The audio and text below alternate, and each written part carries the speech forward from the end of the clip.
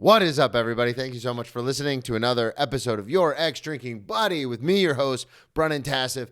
Don't forget to rate, review, and subscribe. Check us out on YouTube. Full video available there. Check out the merch store. Look at all this stuff. We got all this stuff on the merch store. It's all available on the website, brennantcomedy.com. You can also get my tour dates there. Every show that I have coming up, I'm going to be in New York, traveling the country, doing a bunch of gigs. So check it out. Get tickets at brennantcomedy.com. Check out the merch store. And lastly, if you really want to support, go to www.patreon.com/BrennanTComedy. And that is where you can find Tales from the Restaurant, where I divulge everything about the celebrities I wait on. And also a little bit of behind the scenes. You'll also get the episodes early, a bunch of bonus episodes. Check it all out. Thank you so much. Enjoy the episode. Grab me a beer and grab him a coke. We bout to sit for an hour, bullshit and tell jokes. And please don't mix it up, cause he done sobered up. Brennan T Comedy on your social media feeds. And Brennan Tassif is your ex drinking buddy. Brennan Tassif is your ex drinking buddy. Brennan Tassif is your ex drinking buddy. Brennan Tassif is your ex drinking buddy. What is up, everybody? Welcome into another edition of Your Ex Drinking Buddy. I'm your host, Brennan Tassif. If you're new to the program, quick rundown of the show. I used to be everyone's favorite drinking buddy. It was my favorite thing to do, hang out with friends, get drunk, do drugs, get in all sorts of trouble, and then reminisce about those crazy stories. I am sober now, but it's still one of my favorite things to do, hang out with somebody and reminisce about the crazy old days. Most weeks I'll be joined by a guest. This week is no exception. All the way from New York City, Matthew Zeitoun. Who are you people? What's up, dude? What's going on, bro? How you doing? Good. How are you? Good. A little tired, but good. Yeah. Yeah, I saw you yesterday, and you're like, I'm off tomorrow. And I was like, don't forget we're recording. I'm here, and man. you're here. You made it. Pops the Zin right before let's go, baby. Let's do it. Before we get too far into anything, plug everything up front. Let everybody know where they can find you, social media, everything like that. You can find me on Instagram, YouTube, LinkedIn, Blue Sky, Friendster. It's a popular, booming platform, Friendster. You know what it is, because there's not a lot of not a lot of competition. No. Small pond. It's just all the things that we're beholden to in this modern technical fucking Orwellian hellscape. You can find me on there. OnlyFans, not that many subscribers. So I wanted to have you on because you've had an interesting kind of life. We met at the Olive Tree. Yeah. But when we met, you'd said that you'd done filmmaking. Yeah. You'd worked in acting. Still do. You've done all this stuff. And then I was like, oh, that's crazy. What are you doing here? And you're like, I'm getting into comedy. I'm doing comedy. And I was like, that is a lot of shit you have going on. So I wanted to, because you had the show that you were producing. Mm-hmm. And you just kind of had when we were talking, you kind of had like a lot going on. So take us through kind of how you got to where you are now as far as doing comedy, doing the Olive Tree, all that kind of stuff. Before that, though, like, because you lived in L.A., you lived in the East Coast, like, so what drew you into the business of show in the first place? Ooh, I don't even know. So I started off when I was younger. I was really inspired by hip hop, specifically Nas's Illmatic. My brother gave me like a Roland Phantom like keyboard, and I started to study like samples, and like how to make music, and that led me into like I would read into the samples of like Illmatic, and you discover like DJ Premier, and then from DJ Premier. How old are you when you're doing this? I'm like maybe 14, 15. Okay, so. Before that, you were just, living your life. Yeah. Because you're from the East Coast, right? Yeah. So you're you're just doing your thing. And then you get this album, and then you get this keyboard, and then you're like off to the races. Yeah. Okay. Yeah. So that, I started to study music, and, I was doing music a lot, and then I would just take photography, like, But I'd also like, I'd watch old films and stuff. Mm-hmm. And, I was balancing between like music and photography, and then I don't know, like was that something you were just drawn to? Because this is why I'm curious, is because there's so many people that we've met in our lives, and they're just, you see them on a daily basis, I see them on a daily basis, and they just live their lives, and that's cool, and that's for them, and that's what they do. But for you to like have this like obsession with music and photography and stuff, was that something that when you first started doing it, you're like, all right, I'm in. This is what I'm doing, or was it like over time, or? When I started to make music, I was like, I wanted to be like DJ Premier. Okay. Like when I was younger, I was like, all right, word. Like I wanna have like these really dope like, you know, I wanted to be a producer. I was never gonna be like, I'm a rapper. No, I can't do it. I mean, I'm just yeah, no. Then I don't know. I was falling. My ex-girlfriend gave me a Canon T3i, and I would just take, you know, street shots, whatever. And then I was working as a server and a bartender in Weehawken. And then I left the job, and then I started to work for Ty Fife, this like producer for like early Jay-Z, like Streets is Watching. He had a couple stuff with like 50 Cent and stuff, and he had like, you know, like early 2001 like Jay-Z, like Rockefeller. Yeah. And I was. How old are you when this is happening? Man, like 20. So this is 6 years. This is still in New York. Yeah, but 6 years into this new kind of path that you're on. Yeah. You decide to quit your job and go work for. Yeah. So I worked for Ty, and then I stopped. Was interning, bounced over. I worked at Paxico Records. Shout out to Chris Hund.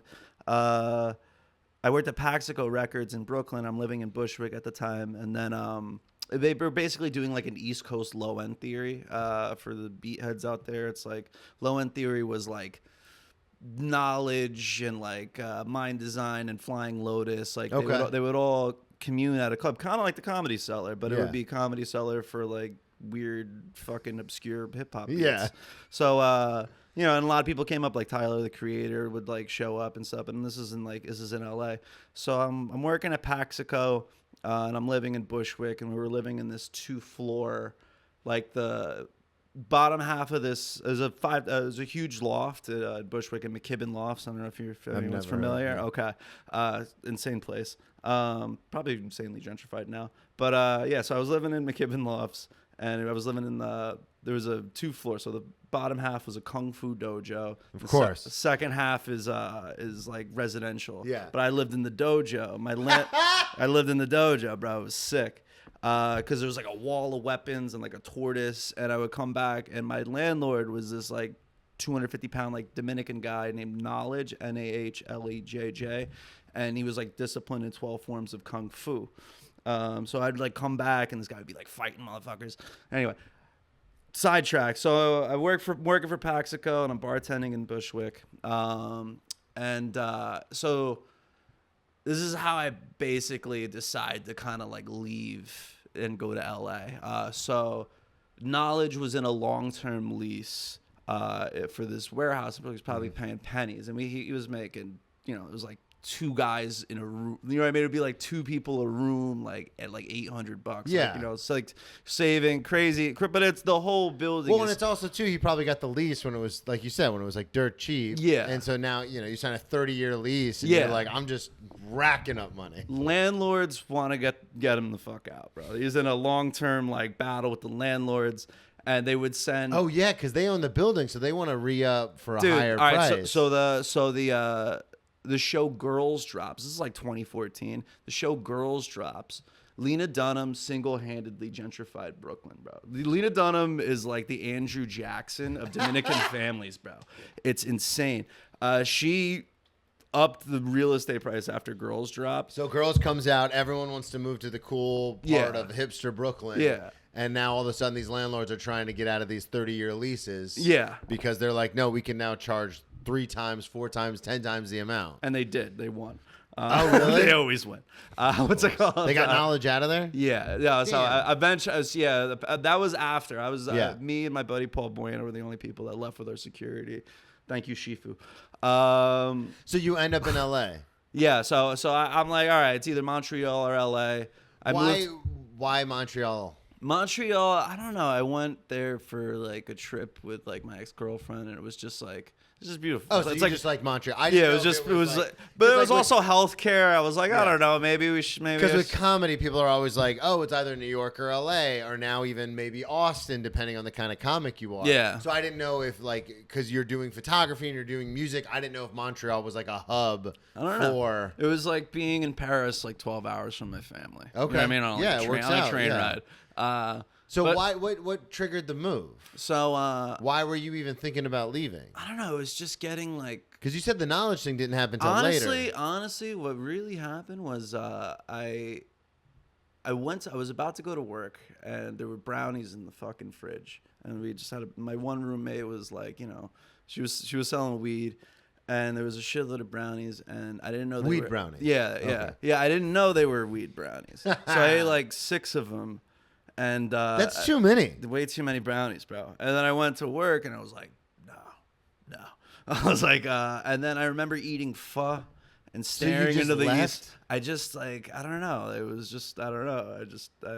I make really heavy life decisions when there's like an edible. Okay. Yeah, it's very, very strange. But not like an edible of like weed. Like I had one where it was a hot pepper changed my entire life.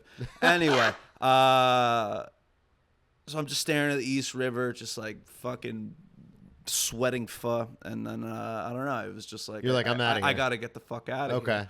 And then I don't know, I just and what are you doing at this point? Because you said you're working. I saved a lot of money. I saved a lot of money. That's why I wanted to ask. I had like 40 grand saved. And then did you? Oh shit, that's a lot. Because normally when people make a move like that, especially artists, it's 10 is kind of the number that everyone talks about. Where you're like, if you have 10 grand, you can make the move. And I'm saying that from my own personal experience, because that's all we had when we moved. Yeah. So where are you coming from? I came from Florida. All right. Oh yeah. So you decide L.A. And are you at any point up to this moment? Are you into filmmaking? Are you, because you're doing photography and music, but you're not doing anything with film yet? Nothing. Okay. So then take us through going out to LA. So I move out to LA. Do you have friends? Do you know anybody? My sister's there. My sister's in Calabasas. She had moved. My sister's like, she like networks with like these. She moved out there to go to Pepperdine, and then she was just in like the Malibu community. Okay, so she just stayed. Yeah. So I landed in Calabasas. And I was like hanging, and I really wanted to work for Rick Rubin. Okay. And in a weird So sense, was that the goal? When you were like so, packing your stuff, where you're like, this is the end goal, this is what I want. Yeah, I want to go over there and I want to like make music work. So I move out there and I'm staying in Calabasas, and then this is like when Yeezy is dropping, and I was like, oh, Rick Rubin produced this album. And then I kind of got into this whole spiral of like, oh wow, this guy doesn't even really like, he's not like a fucking master violinist or pianist or anything. He's just like a guy, and it's like a guy with his shoes off. Yeah, exactly. Shout out to Grounding. Got the book over there. Oh, you have the creative act. Yeah, it's pretty good. I had a beef with it because the first like 2 chapters he talks about how everyone's a creative. I think you and I talked about this, and I was like, I'm out, man. I'm out. I was like, what I do is hard. He's like, if you take a different route to work, you're being creative, and I was like, fuck this. I'm out. Nice book though. Nice aesthetic. Hard disagree, Rick. Yeah. But so you go out there and you're like, I want to do this. Now, at the time, are you just going out there with the money and a dream? Like, did you have any connections other than your sister at all to the music industry? No, nothing, bro. I knew that low end theory was out there, and I was like, okay, and then I actually got rid of all the DAWs that I worked with. I was using like Logic 9, and I got an SP555. What is that? I don't know what that is. It's like a sampler, but it's technically like a DJ machine, but it's kind of like, like the MPCs with the beat pads. Okay. But it would have these like wonky effects, and you would be able to make. So I wanted to like just work strictly off of analog. But then I started this. I really wanted to work for the guy, but I didn't have any connection to it. And then I moved out of my sister's spot after like 2 weeks because she's fucking crazy. I moved out to South LA, so I went from Calabasas to like South Central in like a week and a half. Nice. Yeah, it was nuts. But in a week before I moved in with my sister, like she was like, oh, like I'm not there yet. I'm like traveling. Like, can you stay with my friend in North Hollywood? So I lived with this random Mexican family. So you move in with this random Mexican family for like a week. And then like, you stay with your sister for like a week or two. Yeah, a week or two. And then you go to South Central. Yeah, then I'm in South Central. So I'm staying with the random Mexican family, and the only like. I speak like Spanish, but I speak like kitchen Spanish. Yeah, same. You know what I mean? Restaurant Spanish. Yeah. So necesito para mi mesa. Yeah, but it was strange, and this is I feel like the first time that I was like cinema is like this universal language is They we couldn't understand each other, but they loved the movie Blood In, Blood Out. Yeah. I don't know if you ever seen it. Yeah. Oh, it's the Come on, it's a great movie. Gatos Locos for life, bro. Gatos Locos for life. I don't want his pork chop. I want his life. So I would just quote Blood In, Blood Out for the week, and it was like, I was like, oh, about that. And then this was kind of your introduction to like, oh, everyone likes movies.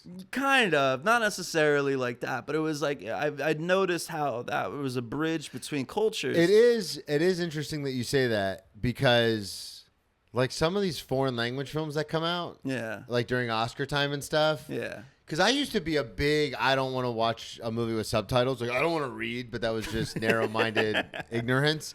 And then I remember the first one I ever watched was Crouching Tiger, Hidden Dragon. Really? And it was the first movie I ever watched where it was a big movie, but it had all subtitles. Yeah. But then I remember after that remembering the movie in English. Yeah. If that makes any sense. That's strange. I remember reading it, but then someone would be like, oh, yeah, and then that character said that to the other character, but I'm not obviously saying it in the Mandarin. I'm saying it in English. Yeah. So then I was like, oh, there's not like a different, like you're just watching the film. Like there's not it's not this big, like, and now I've seen so many different movies. And so, in fact, now I get kind of pissy when they take a movie, like that French movie about the guy. Dub it. Yeah, and then they they just remake it in English. Yeah, like there's a poetry to it, dude. You can't. It's like fucking up the timing of everything. And so that's why, because they had that. There was that one French movie. God, I forget the name of it now. It's escaping me. But it's the really rich guy who gets into the accident and is in a wheelchair, and then he hires the black assistant to like help him. And then and it's so beautiful in the original French. And then they remake it with Bryan Cranston and Kevin Hart. Really? In English, yeah. And I was like, oh, this isn't. This is a beautiful movie. This isn't this is like just a buddy comedy now. Oh, that's insane. Yeah. So you watch Blood In, Blood Out. Yeah, watch Blood In, Blood Out. And then you end up moving in with your sister, and then you go to South Central, and then what happens from there? So I'm leasing another spot with this like random photographer dude. And it's and what year is this? This is 2014. Still. Okay. Yeah, this is like, So this is all happening quick. Yeah, like Brooklyn was like 2013 and like 2014, and then like 2014 like June. I moved, or no, maybe it was like July, like midsummer of like 2014. Yeah, and then you move out to LA. Yeah, I move out to LA. So then I'm there, and I'm in South LA, and I'm like kind of border like USC, so I'm going to USC and just kind of like crashing. Like I'm serious, like it was good. It was sick because it was weird, man. It was like when you're like 3,000 miles and you don't know anybody, you could really just. So are you just showing up to stuff at USC? Yeah. And I would just study, like I would go to the libraries there, and I would study the fucking. And you are not a. No. Shout. USC is the shit. Yeah, it's a beautiful campus. Yeah. So that's so funny that you're just not. I was doing the Steve Jobs bullshit. Yeah, you're not affiliated at all, and you're just showing up to the library like, I want to learn some stuff. Yeah, so then I was like, okay, what's like a stronger career for music? And I was like, oh, film composition is like, because I don't want to be like, I don't want to be like, 40, 45 being like, yo, check out my fat beats. I can't do that. I feel like I'm gonna be like, look me up on SoundCloud, guys. Yeah, like, you know what I mean. So I was like, okay. I was like, a film composer is like, like a good job, and I feel like you can make music, like. Whatever. And if it breaks through, like the scores of films, they're the shit, bro. Yeah. But it's also like, I don't know. So then, so like, all right, study films, you know what I mean? See how the score fits. And then I started to, Scorsese released this list of like 85 films that like you can understand cinema if you just watch these films. And I just fell in love with cinema. I was like, oh, this is everything. I was like, I don't have to sacrifice anything. Everything I learn is just, is applied.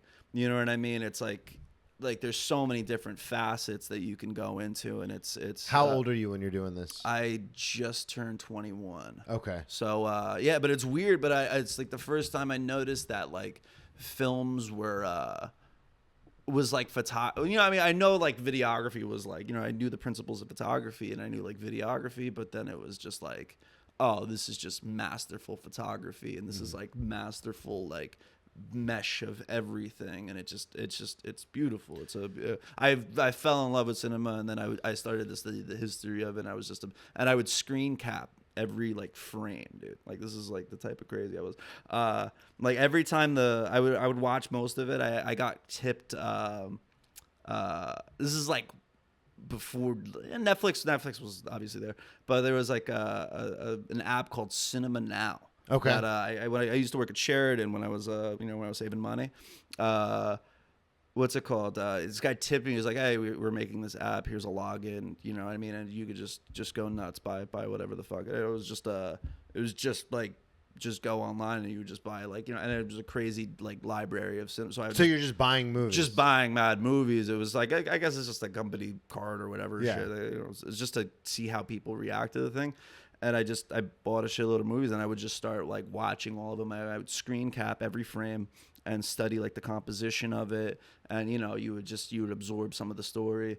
And then I wanted to make films. I feel like I learned the most studying like cinema. And then I was like, I want to go to school. So then LACC had a good program of like it was basically the People's College. Like shout out to LACC.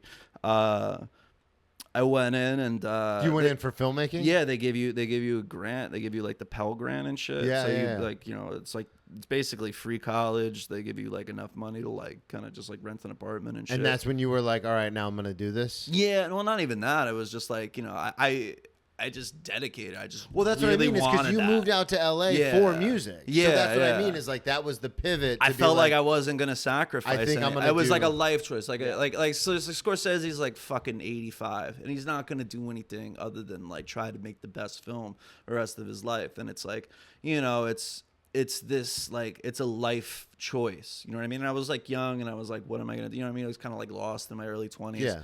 So I was like, this is like a true life choice where it's like, and I'm always gonna make films for the rest of my life. It's like my entire life is like dedicated to like either just building more cinema or just having that experience, because it's like this vicarious, it's like strange because every piece that you're making is a little personal. It's like a personal piece that is translated, kind of like comedy, but comedy does it very, very like where it's like compact and it's storytelling without the whole fucking thing, but like it's a part of a story. Yeah, you can tell like from cinema you could like my one short film, The Glance, right? Like it's a love that never, you know what I mean? Like you both have the like thing and you could all see this whole life together, and then you go your separate ways. Yeah, you know what I mean? And it's like was that the first one you made? No. First one was Balaclava. Shout out to Neil. What's was that called? Did you make that at LACC? No. Because isn't that normally a thing? Yeah, no. It's with school and shit. I don't know. Like I had some pieces. The thing that got me in LACC is I got to produce a documentary on like marijuana culture. Okay, and that's that leads to a whole different part of the life. So I'm in LACC, and I'm doing like school projects, whatever, learning as much as I can about film. I'm like bartending on the side, and I'm still living in South LA, but then I'd like bounce to like East Hollywood. Actually, I was living in underneath a Santeria / dispensary a block away from Paramount. Oh wow. And I was just walking to school and back, and like it was just LA was sick back in like mid 2010s. And then I bounced to like Hollywood, and Hollywood kind of sucks, and go back to East LA. I mean East Hollywood, and then like back to like South LA. All right, so one day I'm smoking a blunt outside of like editing class, right? And then I come back into the thing, and I'm editing whatever bullshit project I'm doing. And this like Russian lady's like, is like, oh, you smell like marijuana, and I was like, it's because I smoke marijuana. And she's like, do you want to come to Marijuana Paradise? So she shows me a trailer for this documentary that she's like doing, where it's like people are jumping off of like waterfalls. There's like quads and guns and fucking huge ass weed plants, and I'm like, hell yeah, I want to go to Marijuana Paradise. So she's doing a documentary about this place. Yeah. So what's it called? And I'm working. I had an elective for journalism, like 101. So I was like basically writing for like the fucking school paper, and I was like, dude, I'm about to have the illest article. Like, I'm gonna, yeah. You know what I mean, this is some bite shit, bro. You know what I mean? I've done that with bits before, where I thought of it, and I'll be like, "Oh, I'm gonna change comedy with this. Yeah, like, yeah, this is gonna be the best thing ever." No, I was like, no, this is I don't know. But it was like everybody was writing about like, oh, there's like they're running out of pens in the fucking library, and you're you know like, what I mean? I'm gonna go to marijuana. I was like, paradise. yeah. There's gonna Did be you go? smuggling. Oh yeah. So Where was it? This is in Redding, California. Okay. So it's like there's the Emerald Triangle, which is like Trinity, Humboldt, and Mendocino, and this was in Shasta. So it's like basically the right-hand side of the Trinity Mountain Range. So this is roughly around like harvest time, like November, maybe like 2-3 years. And actually, yeah, maybe 2 or 3 years into living in LA. So I go up for harvest, and, they're like, it's this, basically it's just a cabin in the middle of like nowhere. I ride, this lady's my classmate. She's like a 60-year-old, not a 60, she's like maybe like 45-year-old, 50, like Russian lady. And it's basically my mom at this fucking point. And she's shooting a documentary. Yeah, she's shooting a documentary, and there's this crew of like, it's her son, who I knew from a philosophy class I took, who owned the farm, and then this one like Ukrainian kid, Luca. Okay. Right. So we take this bus up, and then we meet them at Redding, and then they bring us to the cabin. The show, it's like in retrospect, it really wasn't a lot of plants. It was like 12, like 13 plants, and it was like a really small like kind of harvest. But like for somebody in LA or like outside of the thing, you're like, dude, this is insane. Well, and especially coming from the East Coast, where it's there's not a lot of farms. It's all buildings. Yeah. So you're like, this is nuts. Yeah, bro. But it's also like, this is when weed is still like, I think, just decriminalized. Yeah. You know what I mean? But it wasn't like totally legal. Yeah. Like nobody gives a fuck anymore. Yeah. So I go up for harvest, and like you're like, oh yeah, this is where like the SWAT team came in, whatever, and like it's just mad dogs. But I was just staying in this like this like small little trailer in like the middle of the woods, and it was just honestly, when you deal with like 18 hours of sun and fucking crazy homeless people, and you know what I mean, it was just I was like, wow, this is like a great break. So after going up for harvest, the lady's like, oh, I really want you to be the producer of like this documentary. I was like, okay, cool. So we got my one buddy Todd Frank is coming out to LA. He's an agent. He actually technically he represents Steve Harvey and Cedric the Entertainer. He's a well-known like comedy agent, but I knew him through my buddy in New York. So I get this guy on the project. He introduces us to the producer of Butterfly Effect and like the Rum Diary, and like the guy who does 3,000 Miles to Graceland. So I'm like trying to just put connections together for this documentary. Then it comes around like June, and I kind of want to leave my apartment in South LA. And I'm like, okay, so I drive up to Redding, and I was like, all right, like the Russian lady's like, yo, we got to finish the documentary. We got to go do like pickup shots. Drive up there, I leave my apartment, and then I'm like, all right, I'm just gonna chill for a little bit and then get another apartment in LA. And so when you say leave your apartment, do you have like all your belongings in your car? No. I put them in the storage. Okay. Yeah. But you're like, your lease is up. I'm out of here. Yeah. You throw all your stuff in storage and then just head up. Yeah. I was like, all right, I'm gonna find a different spot. My buddy needed money for nutrients for the season. He's like, yo, give me like $1,200, and I'm like, well, if I give you $1,200, I'm like, can I like just stay? He's like, yeah, it's just stay for the season, and let's finish. Okay, so you have a place to live. Yeah, so I'm chilling in the so I'm there, and I'm like basically kind of getting like a weed apprenticeship for like I'm doing like what I mean, I'm going from going grow from like and we're doing the documentary, whatever, and I just did the season from like we plan it to whatever, you know what I mean, and and then it's and I have like a whole girlfriend in LA, whatever, and like the season's starting to end, and they're like, all right, cool, like you're gonna get your payout, whatever, and I basically like made like $10,000. Oh damn! Yeah. So a $1,200 investment. Yeah, like so I was like, okay, a couple, you know what I mean? But it's you work basically, but it was like, I don't know, it was cool. So I end up break up with my ex-girlfriend in LA, and I was like, I don't really have anything tying me to LA. I started hooking up with this one trimmer, and she has like a dog. So this is a golden retriever named Chance, my baby. And And yeah, no, so like, you know, we start hooking up. She's like, all right, like, do you want to like, she's like, I don't know where I'm gonna go, whatever. So then and I was like, I don't know if we're gonna move back to LA. So then we end up like leasing. I lease like a property for you know, to grow. Because now you know how to do it. Yeah. So I lease a property to grow, and it was basically like I think I paid like $1,500 for a year. Oh wow. Yeah. But is you this also in Reading, like in the middle of nowhere? Yeah, this is still in the middle of Okay, like it's yeah. just like it's like a mountain. So the mountain once you like.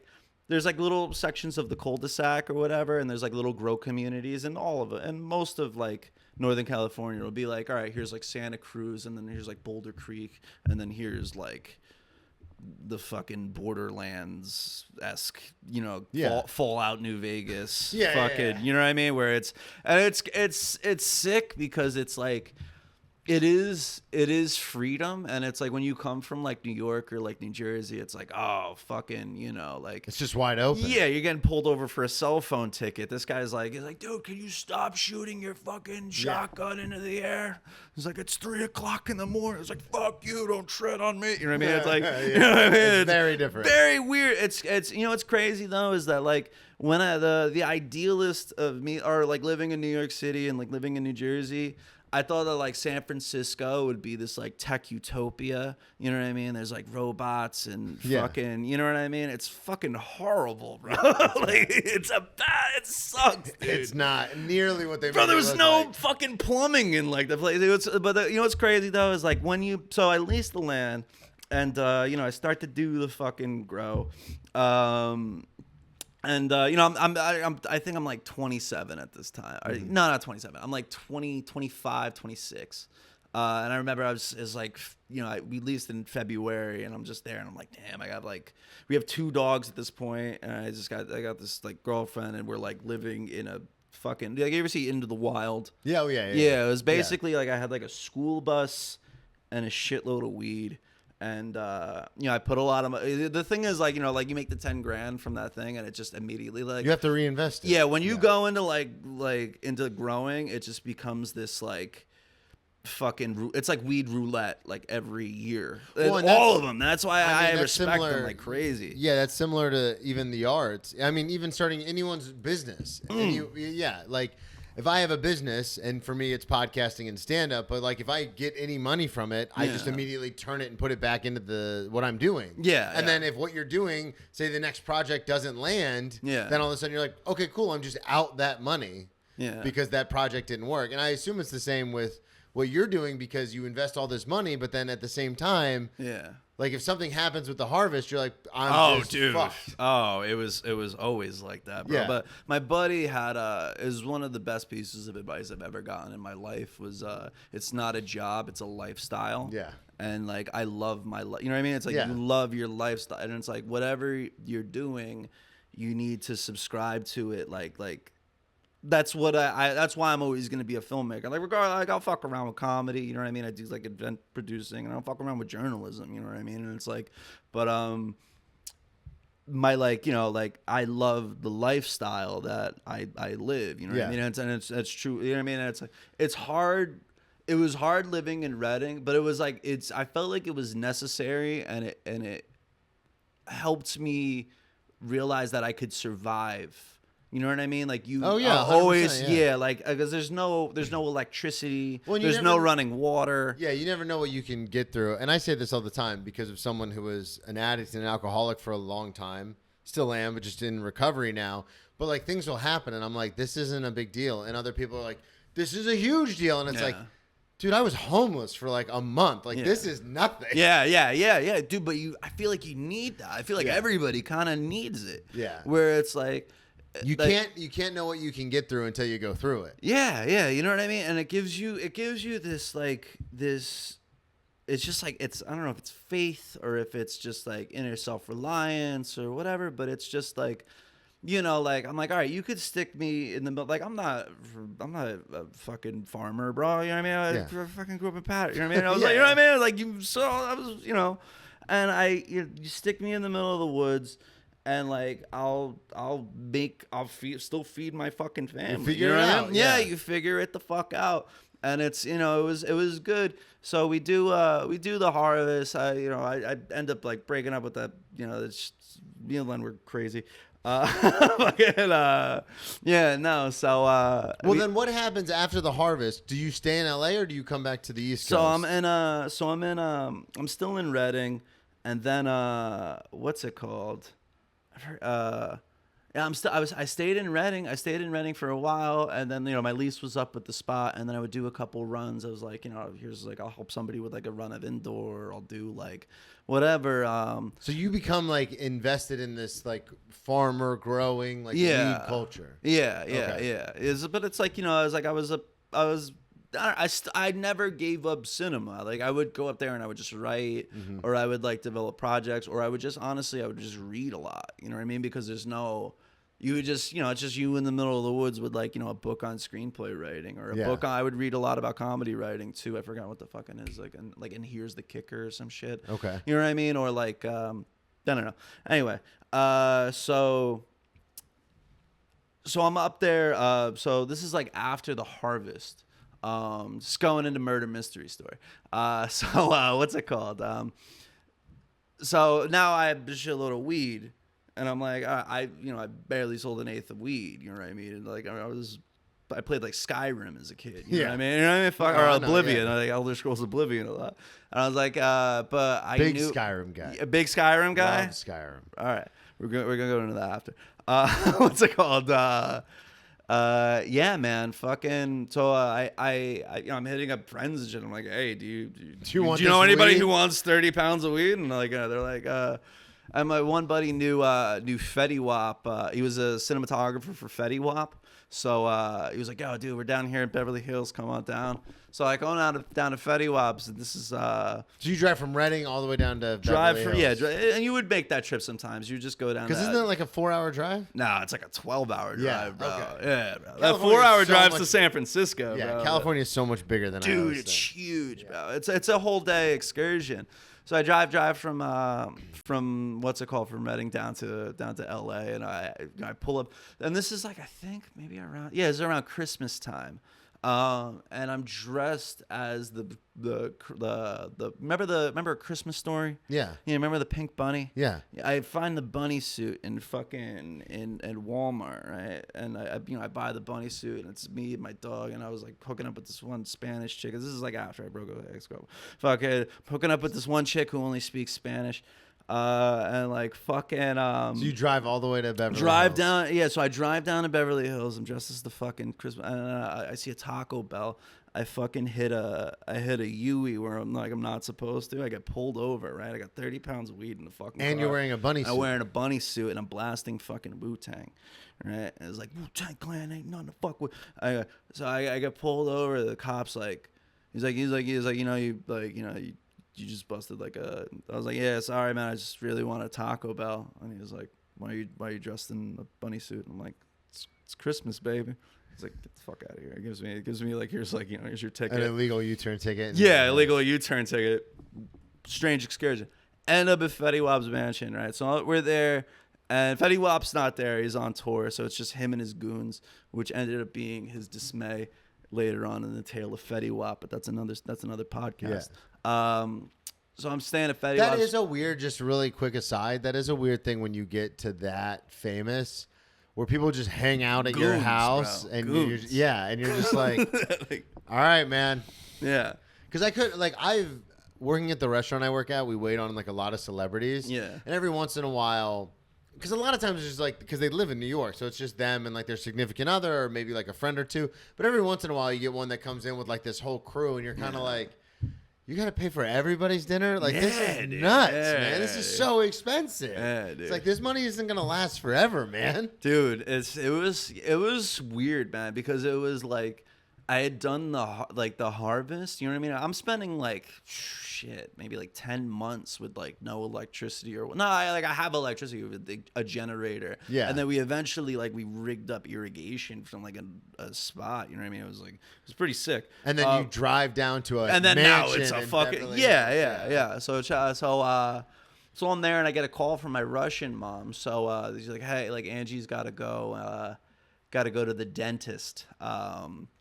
what's it called? Angie's got to go to the dentist. Like, we need you, we need somebody to watch the cabin. Because if there's not somebody at the cabin, the tweakers will just fucking, like, it's like, descend. Yeah, bro. It's like Lord of the Rings. You know what I mean? Like, fucking, what's it called? So I'm like, I really kind of don't want to go. I'm like, whatever. I'm 12 hours away. Yeah. So I go up, and then one of Fetty Waps goons I make friends with, and we're like, hey, we're all going to work together, whatever. Drive up with Fetty Waps, one of Fetty Waps goons. So you drive all the way down. Drive. You spend after a couple days, yeah. Okay. Yeah. I thought this was like, you get there, and then you get a phone call, and you're like, fuck, I got to No. So you're there a couple days. You make friends with some people, and then you drive back up. Yeah, drive back up. So, like, we're working, whatever. Then I think, like, one day we're at a Starbucks. We're, like, working on, like, logos or some shit. And there's this, like, kind of, like, fucking forget this fucking chick. She kind of looks like Trippie Redd. Okay. I don't know if you know who that is. No? Okay. Different target market. What's it called? It's kind of like Cardi B-ish looking. Fucking, it sticks out like a sore thumb over there. It's like, you know what I mean? I was like, okay. So then, my one buddy like goes up to like game her up because he's like kind of like a hood dude, and I'm like, fucking, hey, dude, where's my car? She goes up to game her up, and it's apparently the chick was like a dancer at Fetty Waps spot. So. Fucking. How did she get all the way up there? I don't know. I forgot the whole thing. I forgot. Yeah, her name was Fine China. Okay. Fine China. Of course it was. Yeah. A lot of weird names. Knowledge. Fine China. So she's there, and apparently, he's like, oh shit, we was just at Fetty Waps match. She shows videos. Like, oh shit, she was at the house. So she calls her friend, right? And we all meet up together at the local, the thing is, like, all right, let's go up to the cabin. Nobody's in the cabin, right? We're just gonna all right, let's go fucking party in the cabin, whatever. Go to this supermarket at right before civilization ends. Yeah. Right. So it's maybe 15, 20, 30 miles to the cabin. Yeah. So we pick up a bottle of Malibu, go up to the cabin, right? And, we're sitting there, it's girls are twerking, whatever, right? And this is February at this point. Yeah, it's February. So the girls are twerking, whatever. And then, what's it called? There's one chick's like, all right, it's getting dark. I got to get the fuck out of here. So she's coming in with a Hyundai, right? And then this huge hill that's kind of after the sun goes down, it starts to freeze. You know what I mean? It's it's cold up there. Yeah. So, try to get her car up the hill. Can't get the car up the hill. I'm like, all right, I don't know you, but we're gonna trade cars because I have a Honda Element and we can So I give her the keys to my Element. Gets up really fast, and then we go back and whatever. So my buddy hooks up with Fine China, and I'm in the cabin, right? So early in the morning, this goes into the murder mystery. Early in the morning, I hear the dogs barking, right? So I look outside, and then there's this guy, Greg, is coming up. And Greg is kind of like the scourge of the mountain. He's kind of like a Walter White kind of character with a little bit less nobility. He's my buddy's stepfather who got into meth, and then it was just the downfall of you know what I mean? But everybody remembers him when he was still a good dad, whatever. And then he shows up. And there's strict warnings if this guy shows up, you got to get him out of here. Yeah. So dogs are fucking barking, and I'm like, Greg, what are you doing? He's like, bro, this mountain's mine, this fucking cabin's mine, and this car is mine. And I was like, dude, you got to get out of here, man. I was like, you can't be here. And he's like, bro, he's like, oh no, I own this fucking mountain. And then what's it called? The cabin's got a little loft, right? So what's it called? Fine China and the other guy are up on the thing, right? Goes up to the second floor. He's like, what the fuck? So just imagine you're waking up. Greg just walks in. Walks in, bro. Walks in, and it's 6 o'clock in the morning, 7 o'clock in the morning. You know what I mean? And there's just some random crackhead is screaming at you. Right? No, just right above. You know what I mean? Yeah. This guy's not even from. So. Guy leaves, so he leaves, but he grabs the keys, right? It starts and he runs off, I'm like, oh, dude, this guy's got the fucking keys to the car. We got to go find him, right? So we go, we start looking for him. We go to this one place where, we know he kind of goes. It's another house, near the house. And then, we come back, and he's in the house and he's like Greg's in the house. Yeah, Greg's in his house and he's in his underwear in like the fetal position. In your house or in his house? In the cabin? In the Yeah. cabin. Come back to the cabin, right? And then this guy's like, "Yo, let's stomp this motherfucker out now." I'm like, "Yo, dude," I'm like, "This guy lives here." I'm like, you don't got to deal with him. I got to deal with him. I'm like, so I'm there and I'm like, "Yo, just try to get like the fucking," because this chick's got my element. I'm like, "Yo, just try to get the Hyundai up the fucking hill." I'm like, "Yo, dude," I'm like, "Yo," I was like, "Yo, Greg," I'm like, "Can you give me the keys?" And he's like, "Nah, I'm not gonna give you the keys." I'm like, "Yo," I'm like, he's like, "I need to sleep. I'm like, if I give you, I'm like, if I let you sleep, can you? He's like, "All right, whatever." So I'm like, he's like, you know, Julie's in the ocean. You know what I mean? The federals have put a plate in my head. You know, just babbling. Yeah, crazy, you know, babbling. I'm like, he's like, but I got it. I got the mind control device. And he pulls out a cell phone, and I was like, this is kind of a deep metaphor. I'm like, you eating? So I started making this guy like a fucking pizza. I'm like, he just looks like shit. Yeah. So what's it called? And he's like, is anybody up there? He runs up, goes up to the second floor loft. I'm like, great. Now I got this crackhead with no fucking pants on. You know what I mean? Up in my buddy's bed while I'm supposed to be watching it. You know what I mean? And the other guy left. Partying. Other guy is. Yeah, he's trying to get the fucking car up the hill. Right. As that's happening, fucking these dudes pull up in like a Jeep Wrangler. And they're like, "Is Greg in there?" And I'm like, "Oh, really?" I'm like, "Yeah." I'm like, and the guy pulls out like an old Buckaroo pistol. The other guy's got a different gun. I'm like, "Yeah, Greg's in there, man." I'm like, I don't know what the fuck he did. And I'm like, all right, like, so now I got two guys with guns.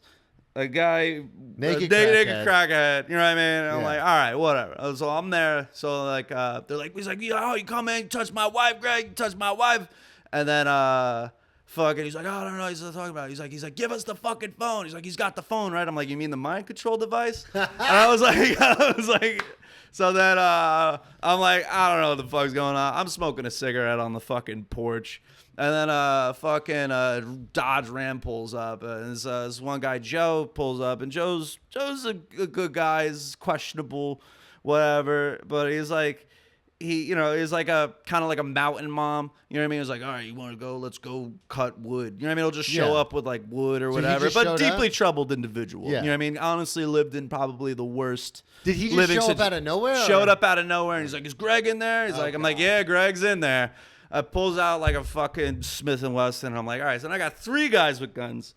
Fucking naked crackhead, right? And he's like, "Greg," he's like, "Bro,"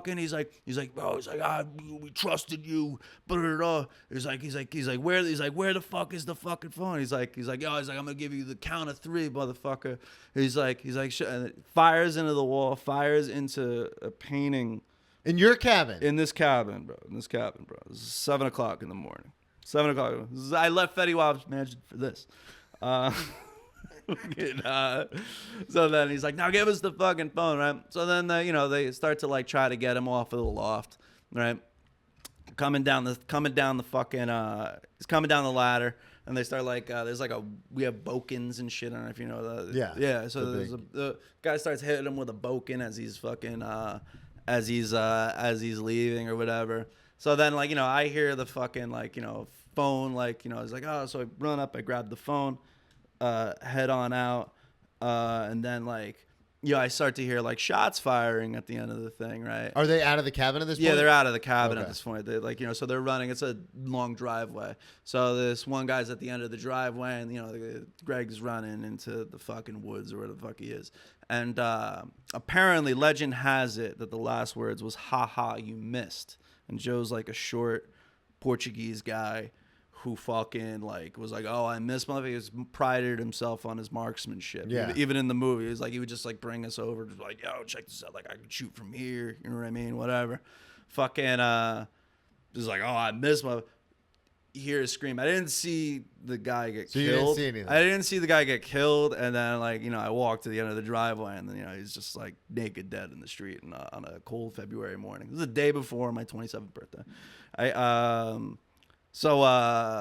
What's it called? As that's happening, the fucking Hyundai comes back in, and like Fine China, and fucking the other guy's name's Wacko.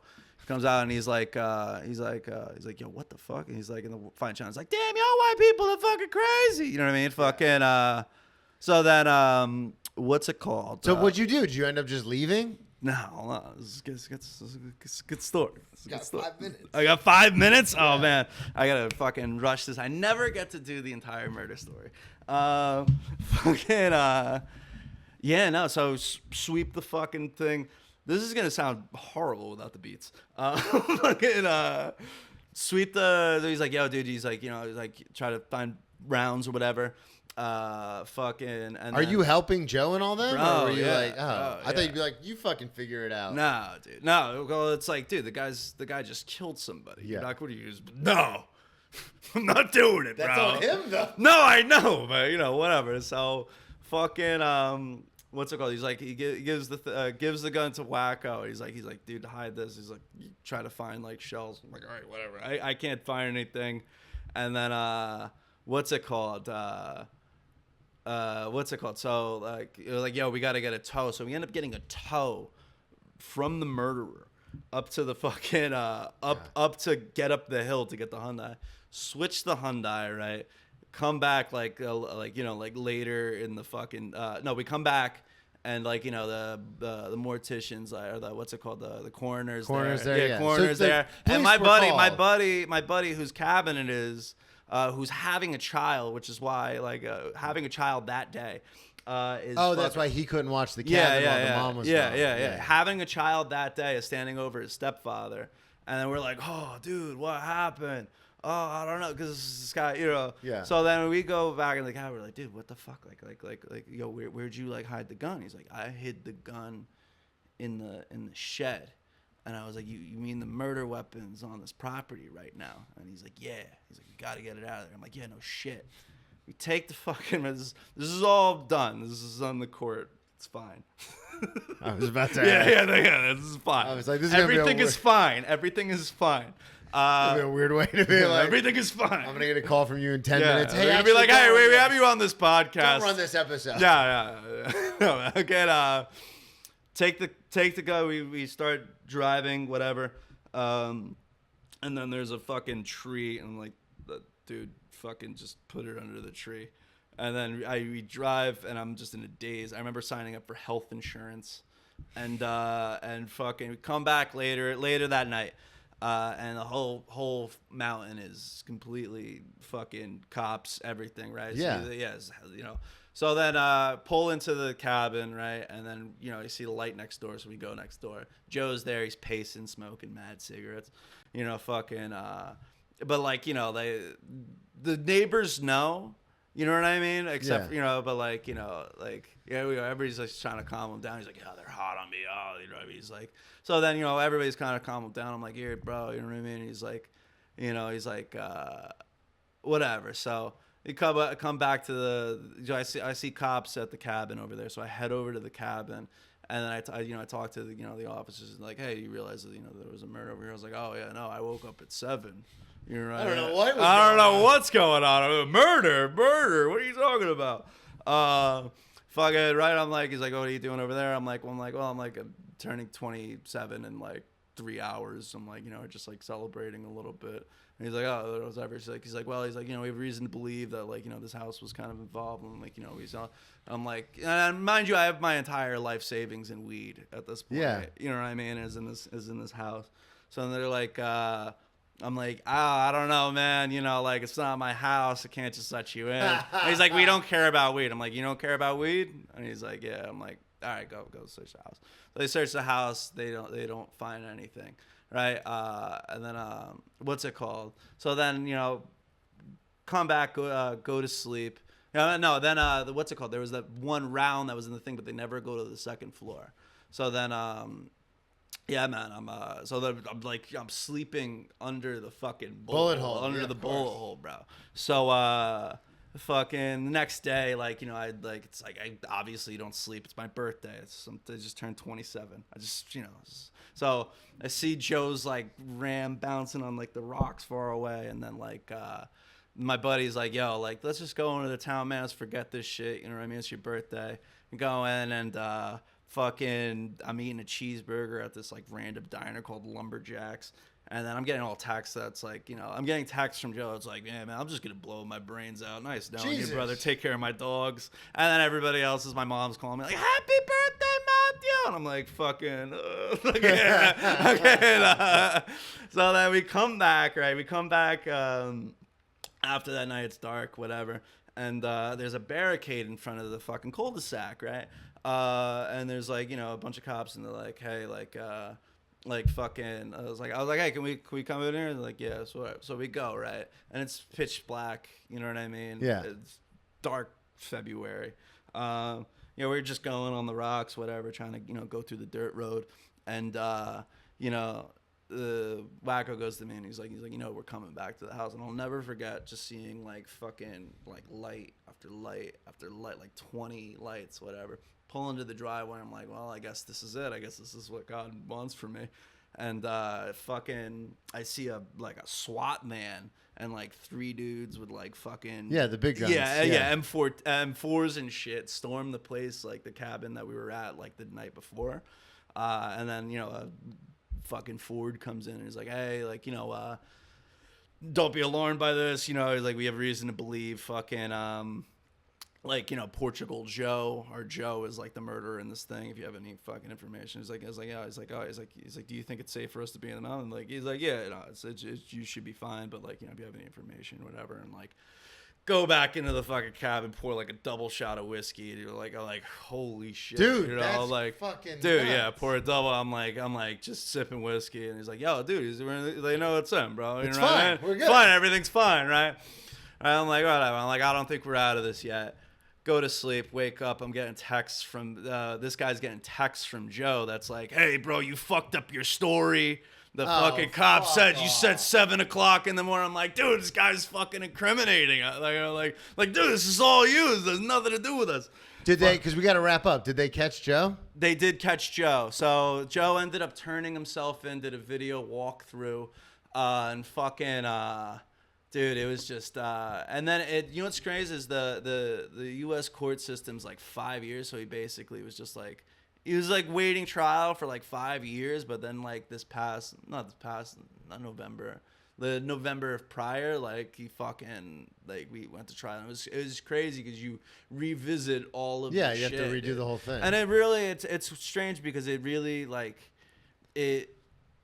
it's through the entire trip, man. You just realize, man, that like life is just like your life and your freedom is like so fucking precious. Yeah, like dude, you don't as realize. I realize as someone who's been incarcerated a few times. Yeah, bro. It's fucking like, you know, it's these fucking experiences, man, where it's like Dude, that's fucking nuts, man. There's still a lot more beats. We got gotta, never get to finish the. You said it was like an hour, and I was like, "There's no way it's an hour." And then you started telling it halfway through the episode, and I was like, "There's no way we're getting through this whole thing." Plug everything one more time because we gotta go. All right, nice to meet you guys. I'm Matthew Zeitoun. I'm not a criminal. What's it called? I'm Matthew Zeitoun. Follow me on Instagram. Come by April 10th at the Paul Larson Gallery. We have the Art of Squib Joni. We got 3 comics, guest spots if anybody wants to drop in. Beautiful. Up to you. Upper Saddle River. Reese Van Riper's making a return. Big Acid. And my man, a man-made madman. Yeah. Dude, thanks for coming on, man. No problem. Thank you, everybody, so much for listening at Brennan T. Comedy and all social media, BrennanTComedy.com. Shooting the special May 17th, so get your tickets at Grove34.com. We'll talk to y'all next week.